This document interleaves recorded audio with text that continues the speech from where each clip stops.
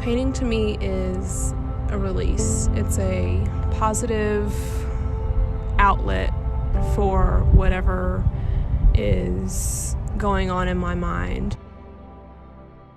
It's a visual representation of what God shows me and feels for me. It's a gift, it's a blessing, it's release.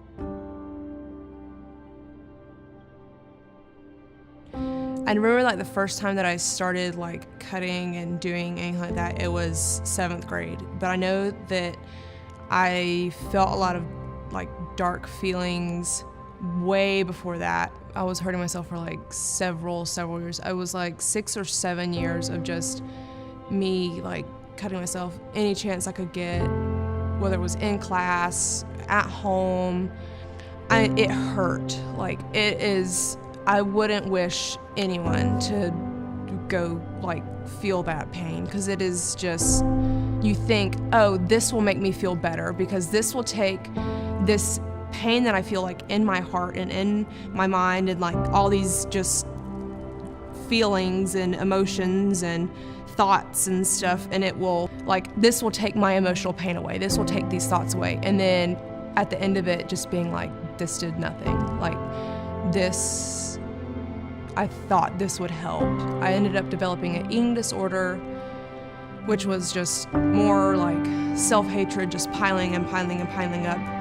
I was in class one day and I was feeling so isolated, like so alone, like the whole time, the feelings, I just kept continuing feeling like I was just totally alone in my world. No one understood what I was going through, that no one loved me, no one could love me. Like, why would anyone want to when I hurt myself, when I'm depressed, and I don't even want me. Like, I don't even want to be alive right now. Like, why would someone else want me? And I remember texting my mom in class. I was like, if I don't get out of here, I'm going to kill myself. She came and got me out of school and took me to this facility. I ended up getting sent by ambulance to a mental facility in Macon and was there for a week. After I got out of the mental facility, my school had a program that was like one-on-one tutoring. Like, that helped a lot. That's where I met Erin. She was my teacher. Erin and I had become better friends, and it came to Revivify. I felt God there. I felt God here. I remember I had left church and I was feeling something triggered me, or just something like came over me. I was like, I have to cut myself. Like, I have to do this right now. I hadn't cut in over a year and I still was just like, I have to do this right now. And I went out to my car and I cut, and I remember just feeling, I was like, I know this doesn't help me. I know this doesn't do anything, but I have to do this. I just have to do it one more time. I went back after I got through. I went back into the church, and Jay was there, and it's just like he knew that we weren't dating then, but it's like he knew that I had done something. I remember giving him the stuff that I used to cut. I was like, take this from me. I don't want this. And he did. And like I could tell that I was loved. Like, I knew God brought Erin, and God brought Jay, and God brought Erin's family and Revivify like into my life so I could feel love. I remember like on my 17th birthday, I was like, I'm not going to kill myself today. I'm gonna wait until I turn 21. I was like, I don't want to live, but if like, I'm just going to stick out this sucky life until I'm 21, and then I'll be out of here. Like, I'm gone. Had the plan, like I had a plan and everything, and no one knew about that. Last year was my 21st birthday. The birthdays leading up to that were hard. I never felt like I deserved love. Like I never felt like I deserved to be, my life was like worth celebrating. I never felt like it was going to be good. Like I never felt like, oh, my birthday sucks. Something bad always happens on my birthday, my 21st birthday. I just remember feeling like this isn't so bad. And I just remember like bawling my eyes out, like people like remembered my birthday, and it wasn't a party, that wasn't anything. People just loved me. Like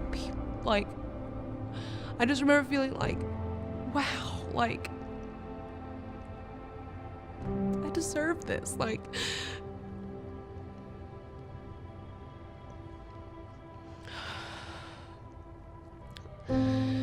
and a month after my birthday, I applied for school, and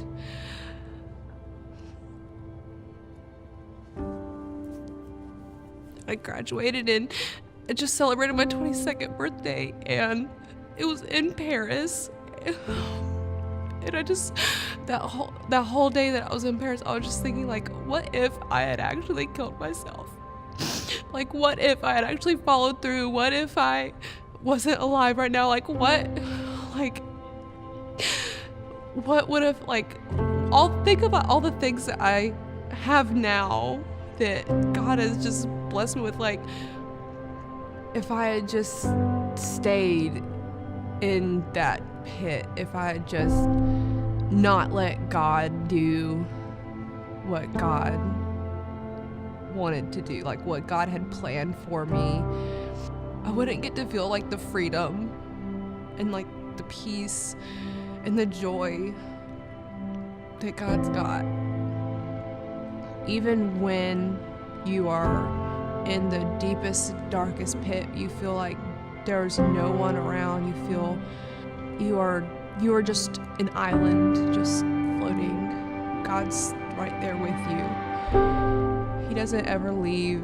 He doesn't make you feel bad about feeling the things that you feel. He sits there with you and just waits and wants to wrap you up and wants to hug you and love you and fill you up and overflow you with joy and love and peace and hope.